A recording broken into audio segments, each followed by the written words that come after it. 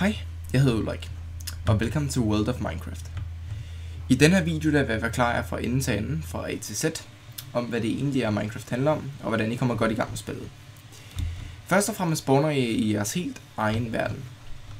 Verdenerne er aldrig ens, fordi de er genereret af en masse forskellige aspekter inde i selve spillet. Det vil jeg ikke komme for meget på, for det er avancerede sager, men de kalder det en verdensgenerator, og I kan selv definere den, når I laver en bane. Men når I kommer ind i spillet her, så ved I aldrig, hvor I spawner. Som udgangspunkt sørger Minecraft for, at I ikke spawner herude i vandet, men på noget land et sted. Det sker meget sjældent, at du spawner i vand i det deltat. Det der er en cave sound. Cave sounds vises, når der er en cave i nærheden, altså en grotte. De hedder ambient sounds. Og ambient sound, det betyder en stemningslyd. Så hvordan er det lige, at du kommer godt i gang? Jo, nu skal du se. Når du kommer ind i Minecraft, er der en vigtig ressource, du bare skal starte med at skaffe så hurtigt du kan. Og det er træ. Hold musen inde, mens du kigger på noget træ for at hugge træet. Træet popper op og ligger på jorden. Du går ind i det for at samle det op. Og du skulle gerne få et lille achievement, der står Getting Wood. Eller Getting Started, i mit tilfælde. Jeg har installeret min egen resource pack. Packen hedder Anvios Resource Pack. Og er en pack, jeg bruger specifikt til World of Minecraft og Mr. Ulrikist som en anden YouTube-kanal. Du skal egentlig bare hugge træet. Og ja, game physics.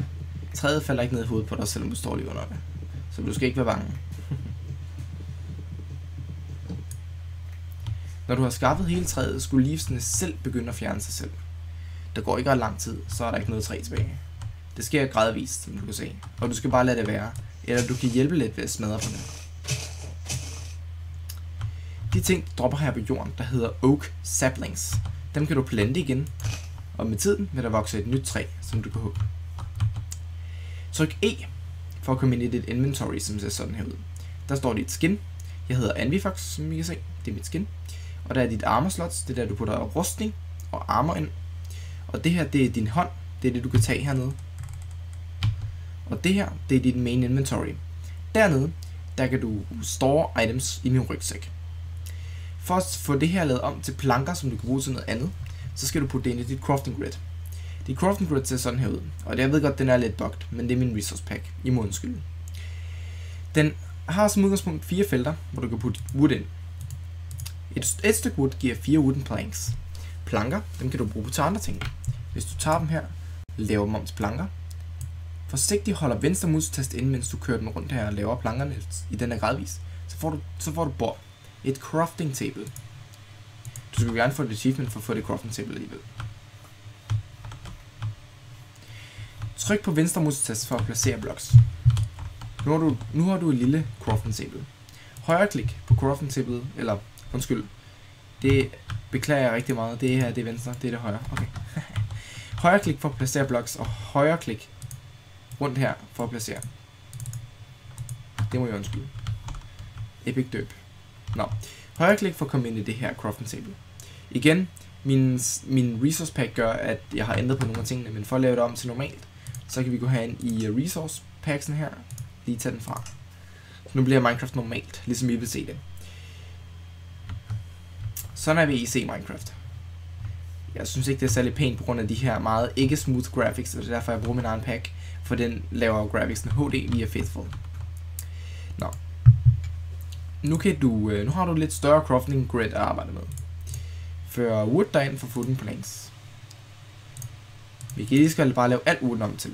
Du kan blive ved med at trykke, eller du kan holde shift inde, mens du trykker, og alt vil automatisk blive kommet ind.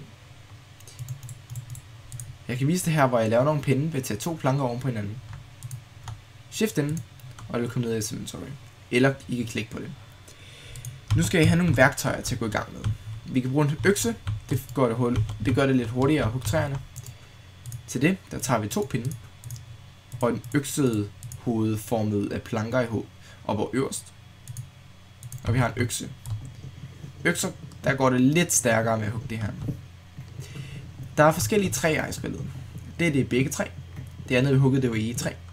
Og der er også noget jungletræ. Og der er også noget grantræ. Og der er noget mørkt træ, og der er noget, det er vist noget mørkt egetræ, og så er der noget akacia-træ. Der er helt vildt mange former for træ, og mange ting I kan udforske. mange forskellige trapper, døre osv., så I kan selv udforske, hvordan I synes, I vil lave jeres helt egen verden. Som I kan se, så ser begge tre lidt anderledes ud i texture.